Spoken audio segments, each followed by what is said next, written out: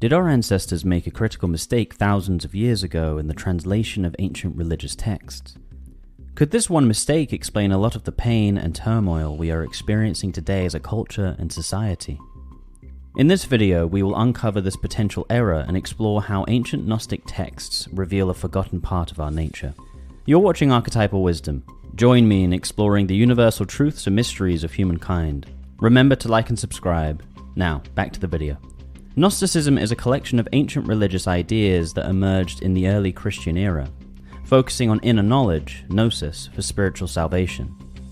Throughout the ancient Gnostic texts, there are references to making two into one and the harmonizing of male and female in order to attain enlightenment.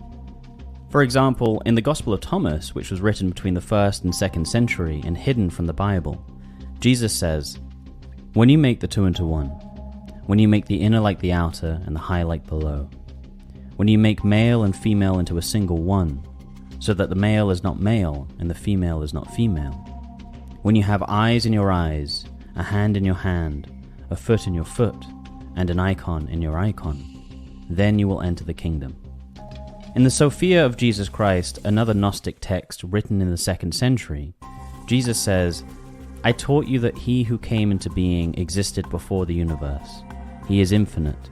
He made and grew from himself because he is full of light, bright, and indescribable.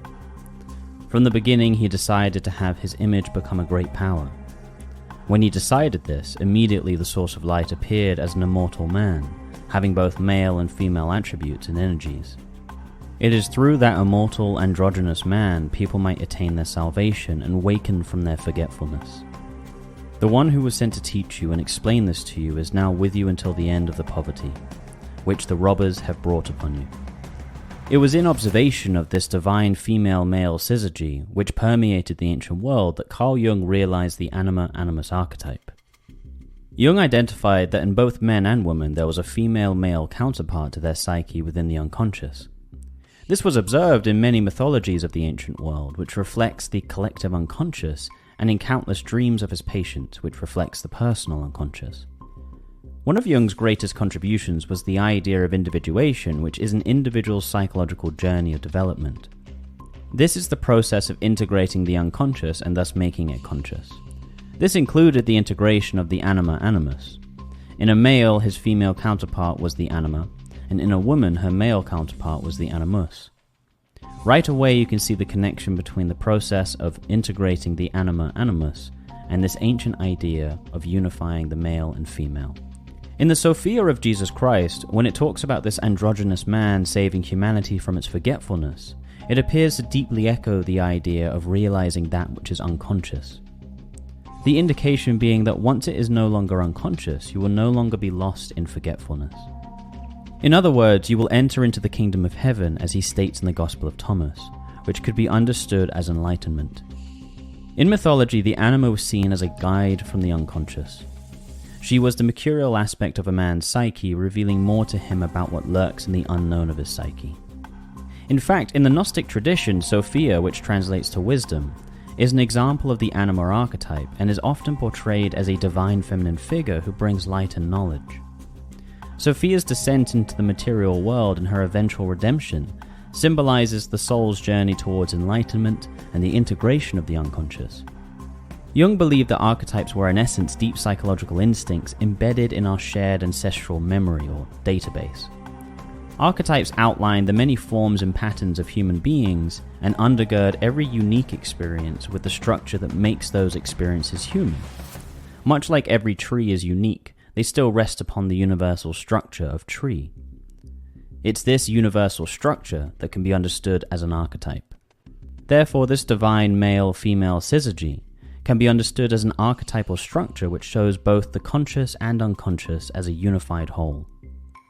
The anima, being the feminine counterpart of a male psyche, is always largely influenced by the personal experience with the mother. This is due to the fact that the mother is the first real-world experience of the feminine. However, when a child is very young, their consciousness is undeveloped, and therefore the unconscious structures, archetypes, are most readily projected.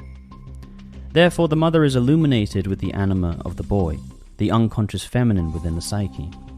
This gives the mother a magical and mythological glow of the divine feminine. Naturally, as a man grows, the reality of everyday existence breaks this projection down, and the human underneath emerges from the divine feminine projection, and the man's anima falls back into the unconscious. This will remain until an interaction with a woman impacts him enough that the anima will re-emerge from the unconscious and project onto this woman, giving her that familiar mythological glow again. Fascinatingly, it appears that this divine syzygy was actually always present in God, even in the canonical Bible. In Joseph B. Lumpkin's book, The Divine Feminine and the Gnostic Way, he states, according to the Old Testament book of Genesis, in the Hebrew text, there was a balance of male and female forces within God from the beginning. Neither male nor female, both male and female. God showed the male energy of forming and shaping, as well as the female energy of nurturing and brooding. Although one may have a difficult time in distinguishing God, the Spirit, from the Spirit of God, the word for spirit is ruach, and is a female word.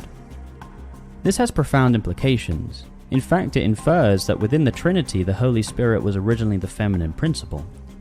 However, when it was translated into Latin, the Latin word for spirit is masculine, and when it was translated into Greek, the Greek word for spirit is neuter. Shockingly, it seems as if we lost connection with the divine feminine principle of God through language. It seems to have slipped into a linguistic void, as Lumpkin says, with devastating implications. A common modern critique of Christianity, particularly that of the Church, has been its treatment of women. They fell into a subservient role which gave rise to a great imbalance. However, this can also seemingly be traced to a misunderstanding in translation. In his book just mentioned, Lumpkin quotes Dr. Susan Hyatt from In the Spirit We're Equal, in which he states, Re Hebrew, Ezer Kenegdo. In Genesis 2:18, the word helpmeet does not occur. The Hebrew expression of Ezer Kenegdo appears meaning one who is the same as the other and who surrounds, protects, aids, helps, supports. There is no indication of inferiority or of a secondary position in hierarchical separation of the male and female spheres of responsibility, authority, or social position. This has profound implications on how our culture has been affected in its relationship to the divine in the last 2,000 years. It means that archetypically speaking, the Divine Mother has been largely unconscious. Considering this along with the mistranslation of Eve's role in Genesis as subservient helper, no wonder women have felt a sense of inferiority within culture. When something remains unconscious, it falls into the shadow, that which is repressed and feared within the psyche. In fact, with this in mind, perhaps it explains the intense objectification of women that has existed in culture for so long. It seems this is due to the divine feminine principle that has become estranged from the shared sacred foundation within culture. Thus it is pressing itself upon the collective psyche from the shadow, twisting it into a perverse kind of worship in the form of objectification. In fact, in the archetypes in the collective unconscious, in relation to the mother archetype, Jung says, actually nobody can stand the loss of the archetype. When that happens, it gives rise to that frightful discontent in our culture, where nobody feels at home because a father and mother are missing. This speaks to the profound importance of having both these archetypes, which are an essential part of our psychological and spiritual makeup, firmly structured within culture. This gives a whole new perspective on the divine syzygy of male and female. In fact, you could argue that a huge part of romance is largely centered around the individual realizing their inner masculine feminine, first through projection onto their partner, and then through the integration of it. This ultimately leads to greater consciousness and balance between these two principles within the psyche. Even the Holy Trinity takes on a profound new insight. The Father being the masculine principle, the Holy Spirit being the feminine principle, and the Son, Christ, being the revelation of this unification. Thus Christ can be understood as the guiding principle to this transcendent experience. In his book mentioned previously, Jung goes on to state, our task is not therefore to deny the archetype, but to dissolve the projections in order to restore their contents to the individual who has involuntarily lost them by projecting them outside of himself. This continues to speak to the process of individuation and the necessity of realizing all of yourself, awakening from your state of forgetfulness and becoming a unified whole. In the Gospel of Thomas, Jesus, Yeshua, says, "Whoever cannot free themselves from their father and their mother cannot become my disciple. Whoever cannot free themselves from their brother and their sister and does not bear their cross as I do is not worthy of me." This seems to profoundly point to the process of withdrawing one's projections, as Jung continually points to. Freeing yourself from this perspective would mean withdrawing the projection of the anima animus archetype, the divine syzygy, which, as mentioned earlier, is hugely influenced in one's personal and formative experience of family dynamics and their original experiences with the masculine and feminine. As I mentioned earlier, this projection of the anima animus archetype will continue to play out in one's life, particularly in their experiences of romance. The use of the word cross in the Gospel of Thomas quote when Yeshua says, "Whoever cannot free themselves from their brother and sister and does not bear their cross as I do is not worthy of me," is particularly profound because the circumference of a cross is a sphere. The sphere has always been a symbol of the self archetype, which represents the totality of the psyche, both conscious and unconscious. It is an image of wholeness, again reflecting this concept of the immortal man having both male and female attributes and energies. It seems again and again what is being encouraged is the deep unification of the individual, both conscious and unconscious, male and female. So much of our experience consists of projecting our unresolved unconscious issues onto the world around us. And nowhere is this more apparent than in our romantic experiences.